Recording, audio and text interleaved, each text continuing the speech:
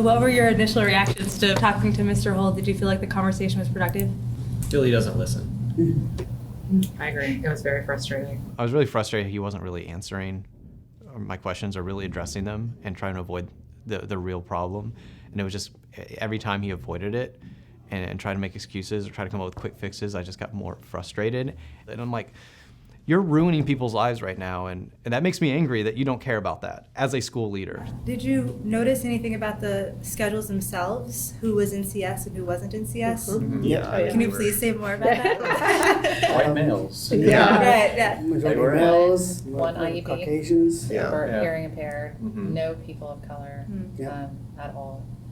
And Well, there was one Hispanic. I think there was, so I stand yeah. corrected. Intro to computer science class was majority male. I think there were 3 female students in the class. If school systems do believe that there is a gap in achievement that is correlated to systemic issues, that type of scheduling is just going to perpetuate them, and it's not taking into account the kind of support students might need. They basically have created a soft tracking system where you have in advanced algebra 1 that's period 1, Oh, and you right. have a standard algebra 1 Right. that's 5th period, in which you're going to put all of your women and people of color in, and all of the students with the IEP, and also make it have a larger course load. Yeah, and less support. Right, less support in the student one with the majority of students with IEPs, which is awful in a lot of ways. So Right. yeah, I went sort of back and forth on whether he was avoiding it because it was a taboo issue, because he didn't want to add to his own workload. Right. The fact that he's a white male, though, even Right, of even course, if he's yeah. trying to avoid his workload, I think it's really important that he, as an administrator, is able to confront that in particular. Yeah, I mean, it's sort of the age-old question of is it malice or is it laziness? But gosh. it's hard to say. I feel he didn't want to Combination. admit that I he think made a mistake. laziness, though, can be malice if it affects negatively the students under your care. So what sort of things did you recommend to Mr. Hull to do? Because I know there was one point where he said, can you give me some viable solutions? So I tried to, in my answers and how I would approach it in real life, try to frame it more as a class size balancing issue, Okay. because then try to sneak the things in it. So your strategy was address it about numbers, don't talk about demographics, and then sort of sneak the demographic thing in because it'll sort of inevitably balance out because of numbers. Right. So in this case, not necessarily try to make a huge fight about it, because I don't feel like in this particular scenario I'm in a position of power where that's going to go well for me and really inherently accomplish anything. Was there anyone who picked a different strategy?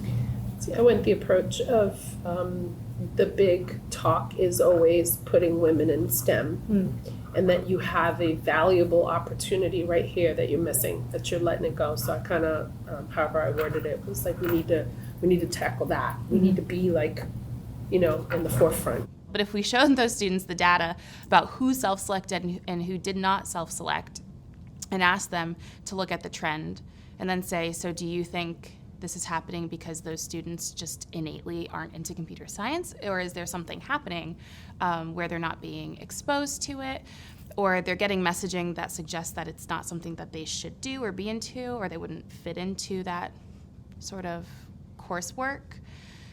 And I said all of those things to the admin. I mean, I think about it a lot too, especially as a teacher.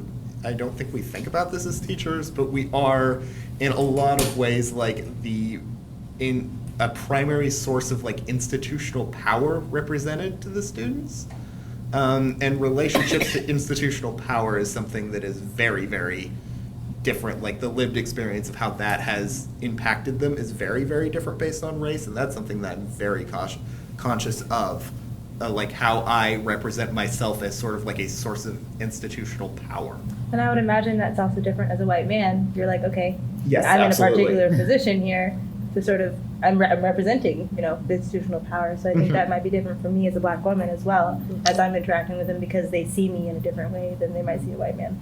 Right, because I really feel like I need to sort of gain their trust a little bit more, because they're much more likely to have had negative experiences from people like me and sort of view me with suspicion and caution for that reason. So I try to be very mindful of that. I think that's excellent. We don't see a culture or a race and be like, okay, what struggle they're going to because you're of that race, Right. and not because they're African American, not because they're Caucasian or Hispanic. It doesn't matter. What are you struggling with specifically, and how can we help you? Mm. So we don't look at the race Right, aspect. We look at the individualized aspect of them. Although I would say I do, actually, I was much gonna more say, than. Oh, I do too. As I probably do because I organize like the groups and stuff Right. like that. So I'm probably at the other end of the spectrum with regard to that. Yeah. We actually had a wonderful conversation last Wednesday around race and the way that we approach things and just the way we think about our students. And one of the questions which I found I thought about it all night was how do we acknowledge race and culture and gender in a real way, in an authentic way, in a meaningful way, without at all overlapping in a stereotype. Being open to the fact that students will go through a difficult time because of their culture or race, and trying to understand that, hey, they do go through stuff that I may not understand, so I need to be open to discussion and listening to them. Because growing up, I was lucky enough not to consider race.